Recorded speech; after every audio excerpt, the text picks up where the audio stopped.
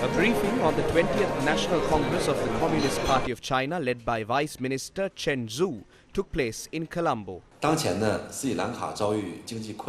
present, Sri Lanka is encountering an economic crisis and many people had a very inconvenient life, and actually the Chinese side feels empathy for them. The IDCPC is well aware that some Sri Lankans are still facing power shortages. So we would like to carry forward the spirit of the Rubber Rice Pact of mutual assistance and support. So we want to donate 1,000 solar generators to the Sri Lankan people through Sri Lankan political parties. Going forward, China will continue to provide assistance to the Sri Lankan people within our capacity and overcome the current crisis and difficulties together with Sri Lanka. China and Sri Lanka are strategic cooperative partners of sincerity and mutual trust and generations of friendship. Last year, we jointly celebrated the 70th anniversary of the signing of the Rubber Rice Pact and also the 65th anniversary of our diplomatic ties. Since we established diplomatic ties, no matter how the international landscape changes, our two countries have always rendered each other's firm support on issues concerning or caught interest and major concerns, and we have already promoted our cooperation in all fields. We have set a great example to the friendly coexistence and ritually beneficial cooperation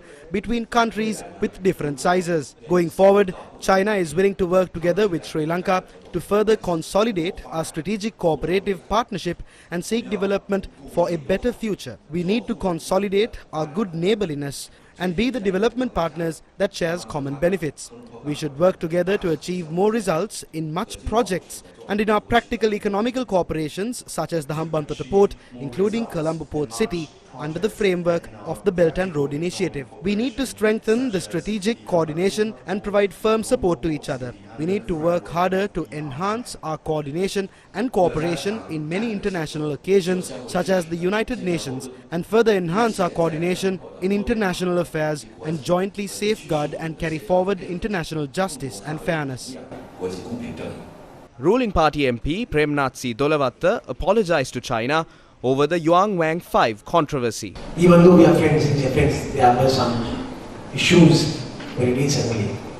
Actually, we must say that one of our MP has stated against your nation, even though you have been supporting us in a very difficult period. So we vehemently condemn the statement Honorable MP made inside the Parliament regarding China. At the same time, Yuan Wang 5 ship, the warship incident happened in the very recently, so we must convey our apologies regarding those two incidents. So I think the IMF bail is something very important to us. So I think we can't miss this.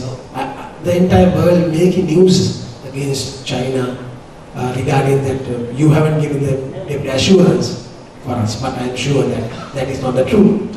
So, as a long-lasting friends, and the way that you have given support inside the Defense Council in the UN. So, I think in future, regarding this essential time, you will support us.